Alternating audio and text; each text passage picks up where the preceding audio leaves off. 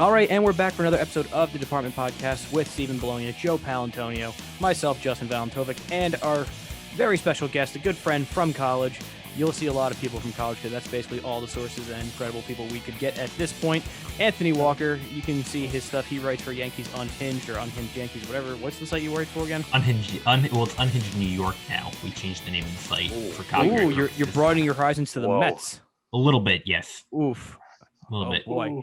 We got to expand. We're getting a baseball guy on this episode because that means we're talking about the MLB Hot Stove. The offseason has been upon us for basically since the World Series has ended, and really nothing has happened at all. And that's mainly because of COVID-19. Teams are hesitant to spend money, big money. They're trying to actually unload salary, if anything. And that's why we really haven't seen a lot of movement. But we did see the New York Mets, the purchase by Stevie Cohen, Uncle Stevie, finally went through. So that's official. He cleaned house completely. Brody Van Wagenen, BV Dubs, he's gone. And Sandy Alderson coming back, the team that he essentially built and drafted, he gets to reap the benefits of that. And also the Chicago White Sox made a surprising hire of bringing back Tony LaRussa, Hall of Fame manager, out of retirement. And he's already in some hot water, and the season hasn't even gotten underway at this point. And people in Chicago and people in general are not happy. And then finally on the managerial front, Alex Cora got his job back with the Red Sox, so he essentially got a 60-game vacation, glorified suspension, if that. And then AJ Hinch, he's off into baseball Siberia, and he is the next manager of the Detroit Tigers. And that is a fate worse than never getting a job, honestly, ever again. But guys, what's going on? Let's talk some baseball. All right. Well, Justin, thank you for just doing the entire show in the first 45 seconds. There was absolutely a point of doing that. I really appreciate that. What was the point? I was just talking, going over the topics what we were talking about. So I'm good. I'm happy to have Anthony Walker on the pod today. This is good. It's there's baseball news. There's baseball stuff to talk about. How exciting, because it feels like the last 2 weeks have been a snooze fest. It's outside of Justin Turner's COVID diagnosis. There really has not been a single thing to talk about on the baseball front. We're back. The stove is hot, at least for one team. 29 others might be a little cold, but I think one team has got a hot stove. What do we think? Yeah, love it, Joe. Justin, great intro, man. Thirsty guy over here. Yeah. I'm doing well. I'm still in recovery from my mouth being ripped open, but we're doing well. A lot better. But yeah, what? You kind of need that for radio, so, and everything else. I got the face for radio, according to Justin. Face for radio, voice for print. Yeah. No, but, I'm very excited to talk some off-season stuff. I honestly feel like the off-season is just so much better than the regular season. That's just me. It's like the draft is better than the Super Bowl, yeah. Yeah. It's just there's just so much excitement that goes down. Teams get new players, big names are on the move, and it's like, oh my God, what's going to happen? Then you get into the season, and they can get hurt or something like that. So the excitement just dies down. But Anthony Walker's here. I am, I got to tell you guys, I couldn't be less excited for this offseason.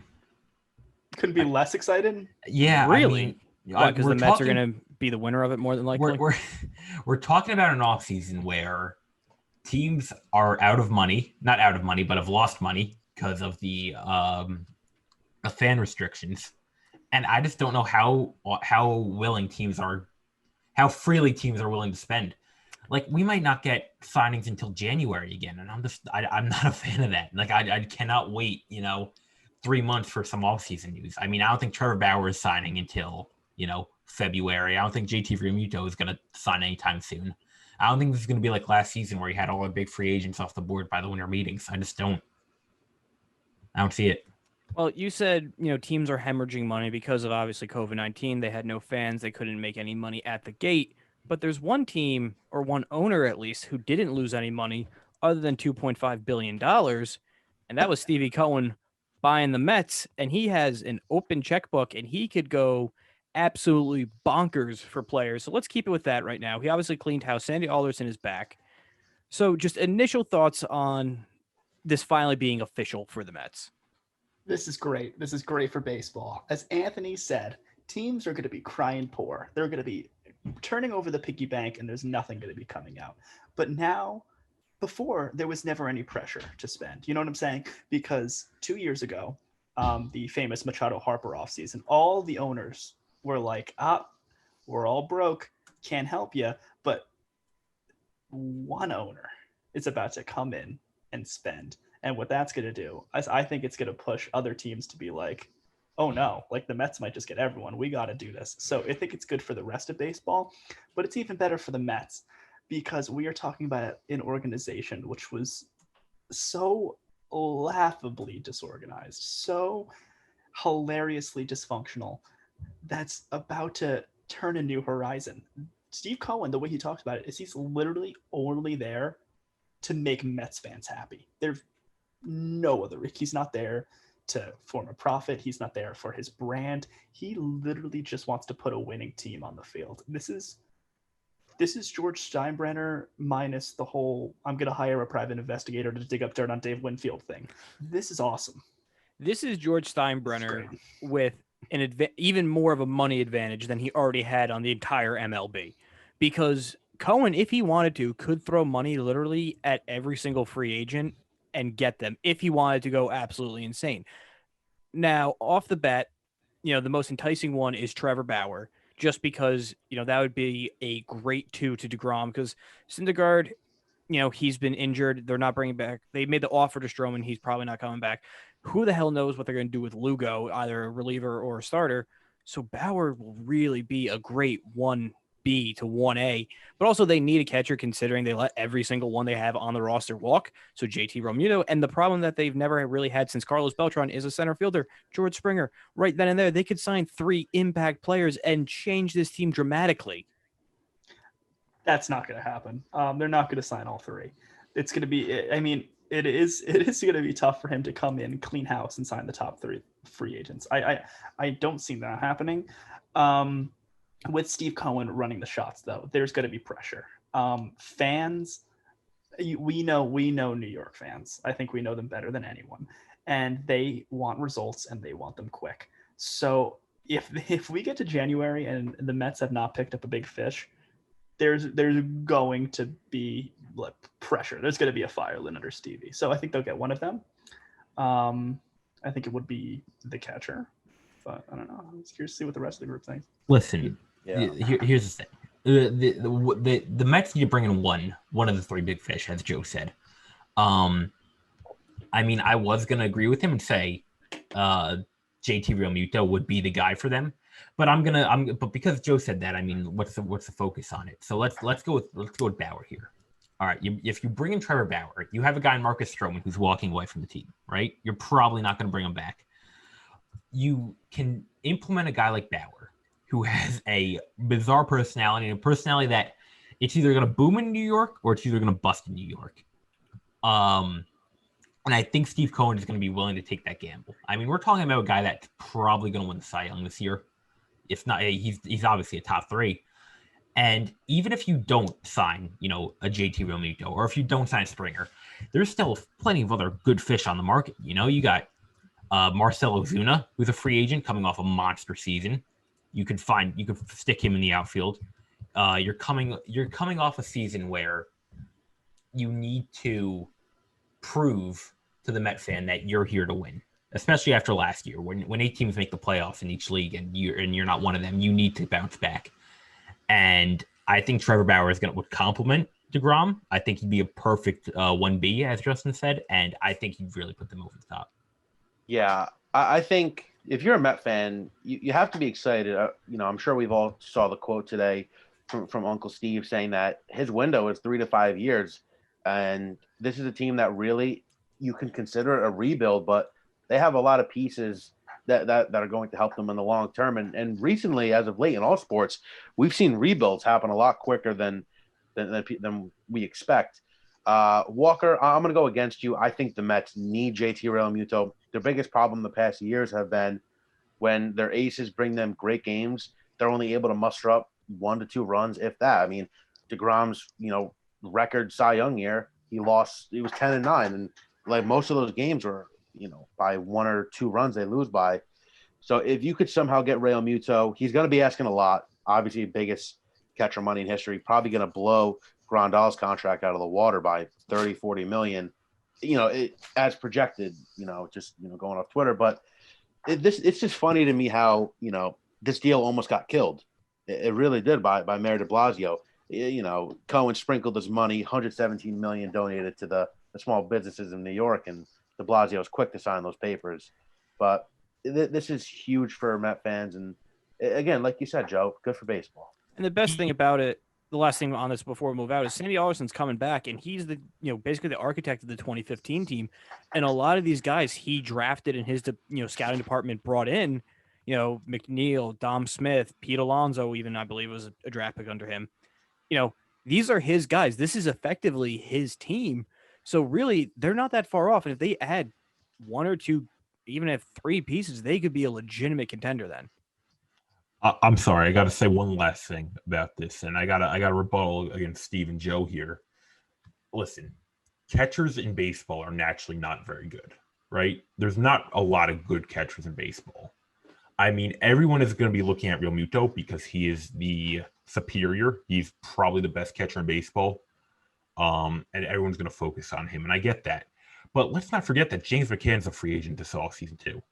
If you're Steve Cohen, you can easily bring in a guy like Trevor Bauer, a guy like George Springer, and then have the leftover money for a guy like James McCann, who had 289 with a 360 on base percentage, with a 144 weighted runs created plus. Oh, so that's just my 2 cents on that. But my thing with all of this, my thing with all of this is that Justin, for some reason, comes in and says he had Syndergaard dead. Like he was like, well, his arms Syndergaard had a surgery. Dead. What? He tore his UCL.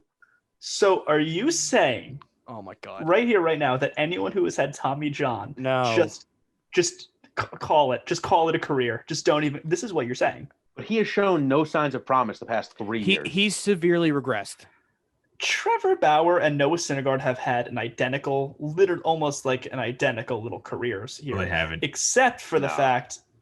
I mean, they both have had one great year, minus the 60 gamer, which take it with a grain of salt, but minus the 60 gamer, and they both have had one great year, and they both have a little bit of struggles. They're both flamethrowers, highly touted World Series experience. But to write Noah Syndergaard off like he is just gone, he is just wipe your hands clean, gone. It's ridiculous. So here's the difference between Trevor Bauer and Noah Syndergaard.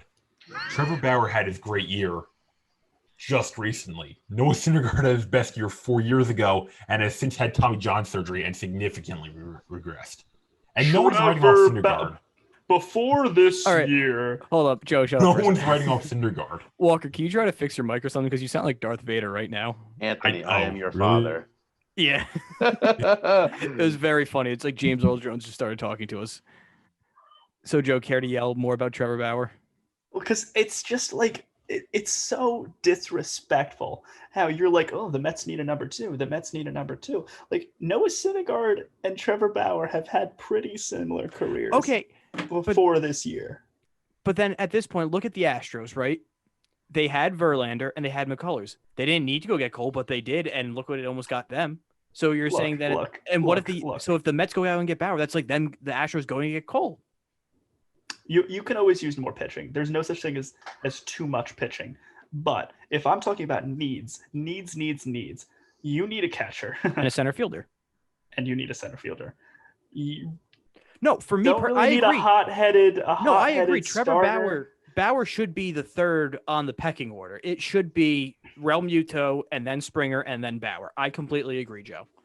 Springer's the best player, but you know how it is. Yeah. Well, that was way too much Mets talk for my enjoyment. So let's move things along to the other New York team. Oh, baby. And the Yankees. They got a lot of holes to fill and a lot of people, not a lot of people, but a few people, key players that they should bring back.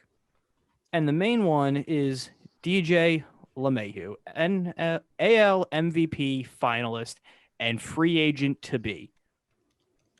Now, a division rival, according to, Yankee boy Michael Kay, the Toronto Blue Jays have been eyeing him. Does this put even more pressure on the Yankees to bring him back? Because it could seriously come back to haunt them then. I'm scared. Justin, Like, of course the Blue Jays are eyeing him. Like, you just don't expect, like, DJ's a free agent. We're probably just going to be the only, like, this isn't news. Like, of course, most teams should be eyeing, one of the best defensive second basemen who just won a batting title. Of course they are. Am I worried? No. I mean, there's bigger fish to fry outside of DJ LeMahieu. I mean, if he doesn't get brought back to the Yankees, it's going to be sad, but I'm like, it's okay. DJ LeMahieu's not a need. Here's the thing: if they let him walk and they don't replace him with anybody, then that's a failure on Cashman's behalf. If they let him walk, move Glaber back over to second base and bring in an actual shortstop like Andrelton Simmons, then that cushions the blow because you're getting same offensive production at second base, but you're getting a hell of a defensive upgrade at shortstop, which the Yankees have really never had. Grogowski was fine. Outside of that, lockdown. Yeah, they haven't had a good defensive. And look at what really was the Achilles heel for them was defense. So if you can get, a premier defender on Andrelton Simmons, and Walker's gone, cool. He'll rejoin eventually, hopefully, but that's that. I don't even know what's going on. Darth Vader, baby. But I see what you're saying, Justin. Yeah, you're right. If they don't make any moves to counter that and they just let him walk and do nothing, then that's a problem. I think I'm looking at the shortstop ward because it's obvious that the need is at shortstop, and Gleyber Torres could fill in at second base and probably be just as good at second base if you ray everything together as DJ LeMahieu was. But also, you need to upgrade at shortstop. And Glaber's numbers. Andrelton Simmons is fine. No, that's what I'm saying. More than fine. He can still be a productive 8-7-8 hitter. I mean, if you want to really stretch it, I mean, I don't know what kind. Like, if the market stalls for Marcus Semien, there could be a play. He didn't have that great of a season in the 60-gamer. MVP candidate 2 years ago. MVP candidate. He's going to be over 30. I don't think the asking price is going to be astronomical. If the Yankees want to let DJ walk and allocate those funds to Marcus Semien, I'm not shedding a tear. Walker, what do you think on the whole DJ scenario in New York? I mean, it's easy to look at DJ and say that you have to bring him back. And I mean, he's going to finish top 3 in the MVP this year, obviously. It depends on where he goes. I feel like it should inspire the Yankees to either make a play or not make a play. I had to leave the meeting for a minute because I had to fix the whole microphone issue. You're all good now. Okay, cool. Yeah. But yeah, it's very funny. Yeah, no, apologies. But all good. But yeah, like it depends on where he goes. In particular, if he goes to Toronto, which is some of the rumors, I don't know if you guys have discussed it, but some of the rumors have alluded to, I feel like that amps up the Yankees competition of him. Well, and here's the thing too, it could be a cautionary tale because there was also, a prior, New York second baseman who went to a division rival and it came back to absolutely haunt them. And that was Daniel Murphy going to the Nationals. I don't think the Yankees really want to have a potential Yankee killer that they basically had on their own team go to within a division rival and completely be a problem because the Jays are coming for the Yankees. They're, significantly years out from being a legitimate threat to take them down completely, but they're on the right track, and adding DJ LeMahieu would just expedite that process. I mean, the Blue Jays were a playoff team. I mean, let's not act like they're the Orioles. They have some potential on this roster to make some big noise as soon as next year. But I mean, so you say they even get DJ LeMahieu. Do they just move off Kevin Biggio or? Well, they played Biggio in the outfield, so I would assume he'd kind of assume. I mean, but Biggio might move. Well, if you put Gurriel, Grichuk, and Teon, like they don't. Well, it's not like they have like a hole. It seems like Vlad's is becoming their first baseman. I think third base is in the rearview mirror for him. So DJ third, can he? He dropped 30 pounds though, Vlad. Have you seen that? Yeah. I think that's trying to stay at third base. But if that's the case, if Vlad essentially becomes their first baseman from here on out, DJ could play third or Biggio could play third, and they can swap in and out. DJ, go ahead. You question if LeMahieu is going to be really lucrative with his offer, if he's going to give the Yankees a little bit of a discount. I highly doubt that. Joe, who's LeMahieu's agent? Is it? I don't know if it's Scott Boras. I'm gonna look up. Because if it is him, I mean, this guy's not signed until March or April. But if I'm the Yankees, and the money's just too high for you because the Steinbrenners came out and said that the checkbook's it's going to remain closed unless it's a good offer. If the money's not all there, I think you go in a different direction. And I think honestly the biggest question mark for this offseason might be what you do with the catching situation. I mean, I know Eric Kratz retired, so there goes your catcher of the future. I mean, I know analytics say that Gary Sanchez is the best catcher in history, but I just don't see it. What is this? Wait, whoa. Okay, first of all, he's represented by XL Sports Management. I don't think that's a Boras thing. Rob Roche. Oof. Okay. Definitely But I had Anthony Walker tell me that analytics showed Gary Sanchez was the second best catcher in the MLB this year. I did not say that, but on air, Brave New Radio, Tuesday, 7 to 9 a.m. Find the recording because I did not say I would love I could find it. To take this conversation about DJ LeMahieu and turn it into a Gary Sanchez slander fest it's another absolutely that is irresponsible on your behalf. That is a pivot I could do. Oof. It's a big need, Joe. It's arguably the biggest need of the offseason, especially with the catcher like Real Muto on the market. The biggest need for the Yankees is catcher, is what you're telling me. You guys need to get off the JT Real Muto talk. I mean, James McCann Yankees is aren't going to get JT Real Muto. Affordable. McCann should be their target. If you're gonna sign, if a team like the Yankees is gonna sign a catcher, it's James McCann. The Yankees have a catcher. Let's just don't even entertain. I mean, if they trade him, they won't have a catcher. God, the Yankees are not going to trade the Yankees are not going to trade Gary Sanchez. I don't think they are. But are you truthfully comfortable with Gary being your catcher? Say 140 plus games behind the dish. You are comfortable with him? Whoa! That's seeing if he's healthy for 140 games. Yeah, and if we even play that many games. But yes, I am. He's going to hit 40 bombs. What stat are you going to show me that is going to prove that production? And don't bring up 2017 or 2018. Well, can I bring up 2019? Can I bring up 2019? Bring up his weighted runs created plus, whatever you want. I will. Okay, let me pull it up. I will say this about Gary Sanchez is that he hit the ball very hard last year, and he got a lot of hits taken away from him. And Joe can attest to that. That's why Gary Sanchez over the second baseman. We're getting needle in the haystack here. Gary Sanchez in 2019 had a 346 WOBA, 116 weighted runs created plus, a 2.3 WAR. This is 2019. This is not like way back in the day. So I can't find a pen. Let me write that down. Very solid. Not legendary. Not superior. Very solid. For a catcher, it's yes. Like in general, no. He's the quickest player in American League history. 100 home batted runs. 147, Joe. Oh my! How do you consider that good? It was a 60 game season. That's even worse. In less games, you should hit higher. In less at-bats, you should hit higher. Christian Yelich terrible? July 23rd. Is Cody Bellinger? You should hit higher.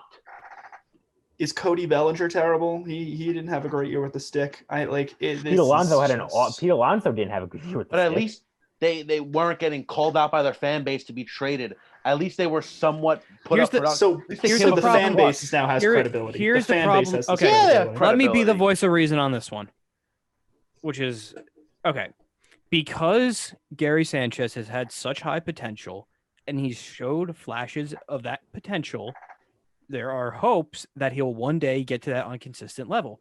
I don't think he will ever get there consistently as long as he's playing starting catcher. He should, if they convert him to either first base or just the permanent DH, which they can't, that's when his offensive numbers would go up because he doesn't have to focus on getting relationships and getting the signs down and calling a game. If he can focus just on hitting, he might be able to get back to where he once was. But as a pure starting catcher, I don't think he ever gets back there. Here's their option. Since 2017, only 4 catchers have had a higher WAR than Gary Sanchez. Posey, Flowers, Grandal, Real Muto. Gary Sanchez is 5th. Bring up 2019, Joe. Go ahead. What stat are you going to show me that's going to differ from the fact that he struck out 48% of his at-bats this year? What stat are you going to show me? What stat? That says that's not good. That's fine to do that.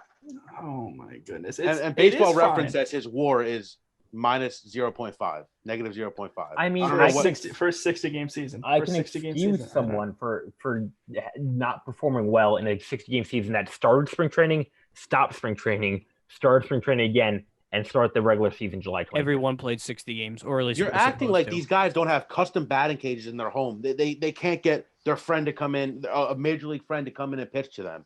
These guys You are act like creatures of habit, bro. You act like they're sitting on the couch, not doing anything for the entire offseason. Then they have to just get thrown up there at bat. That's what I did saying. for quarantine. I get what you're saying. That they don't have eighth in WAR in 2019 among catchers, 8th in weighted runs created plus.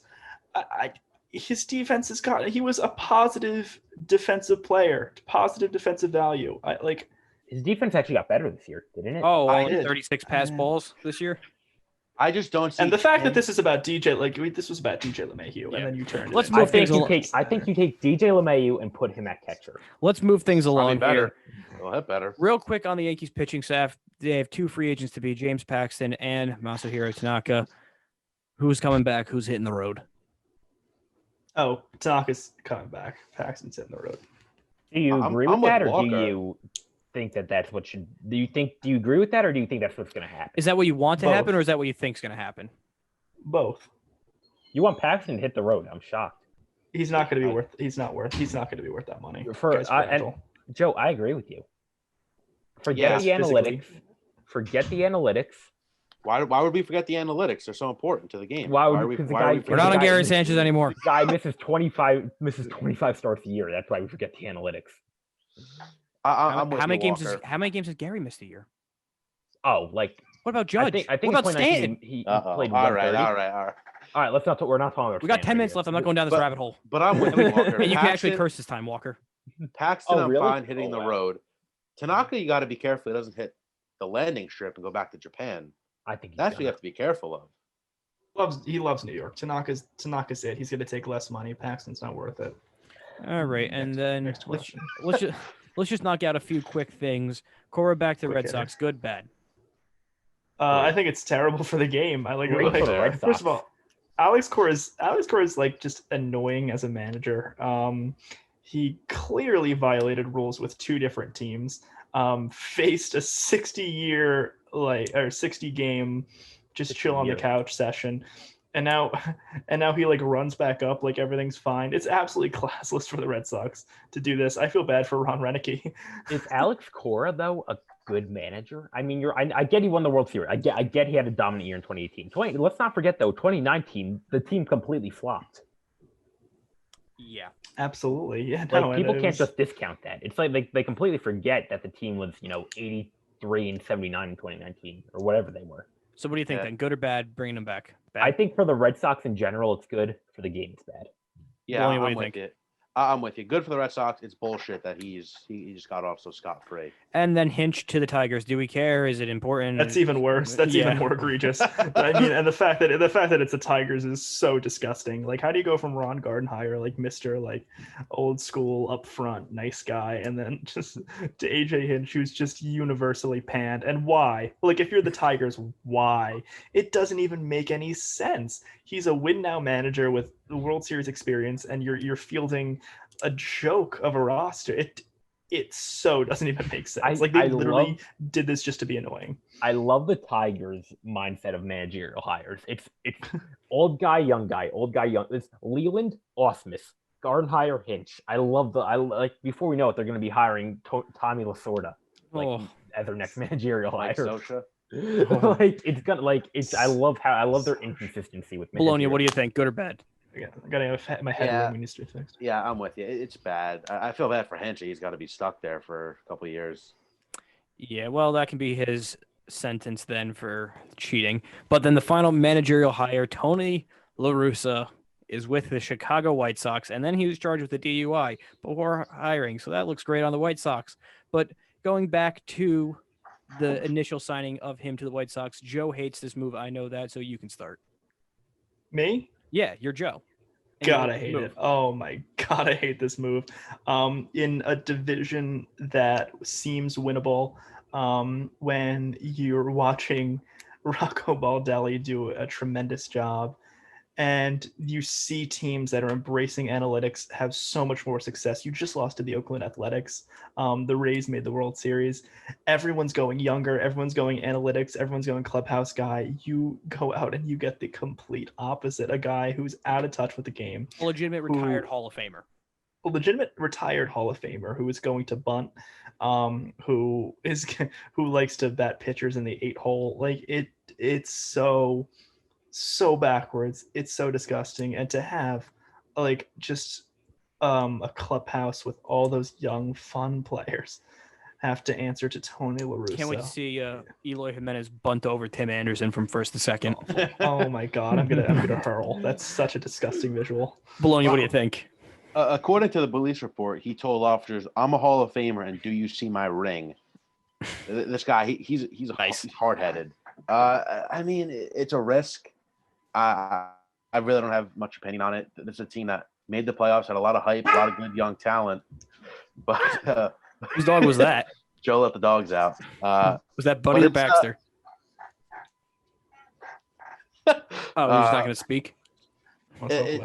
It's just a strange signing. I would have went another way. Walker, what do you think?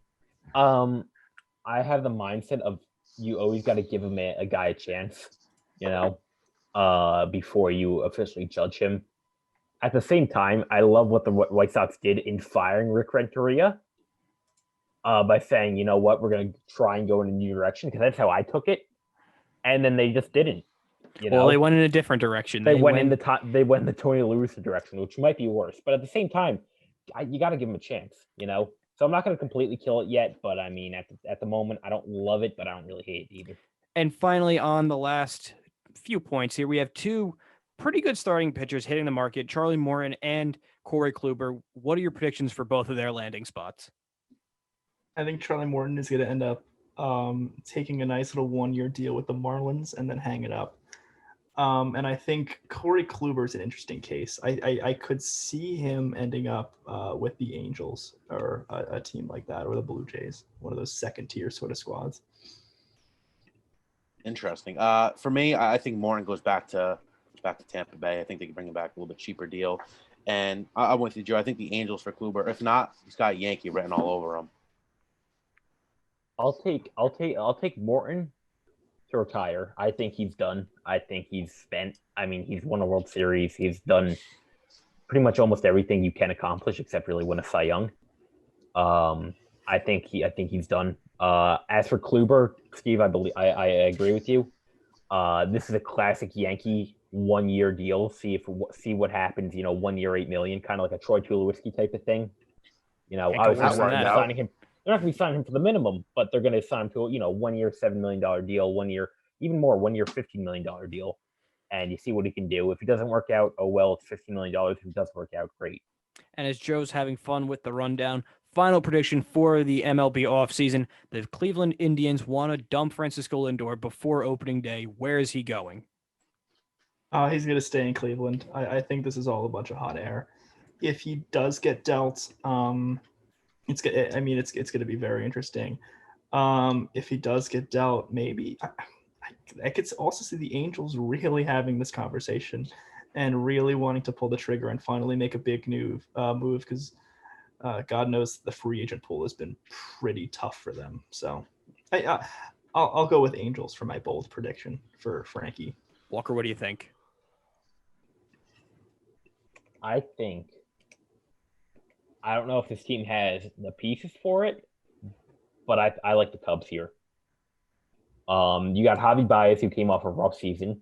You say maybe that you can attribute that to him playing short. You say maybe you move him back to second, his original position, kind of get some of the old juices flowing. And if you can get the pieces necessary, if you get all the pieces necessary to grab a Fransisco Lindor and stick him at shortstop, you do that. Steve, what do you think real quick? Is he frozen? Is he frozen? No. Yeah. I don't know if you guys can hear me, but you're back now. I'm back. I'm going bold. I'm going the Phillies. Interesting. I I think they're a team that can go for him. And down goes Gergovsky then. But with that, we're going to wrap up this episode of MLB Hot Stove. We'll be back whenever something happens, or, bi-weekly, because NBA draft is next week. So that will probably be our midweek podcast. And coming up the remainder of the week, we have our week 10 NFL picks and wrestling recap. So make sure you subscribe, follow us on Apple Music, Apple Podcasts, whatever it is, Spotify, all your favorite platforms. They're all down in the description, and subscribe to us on YouTube. And thank you for listening.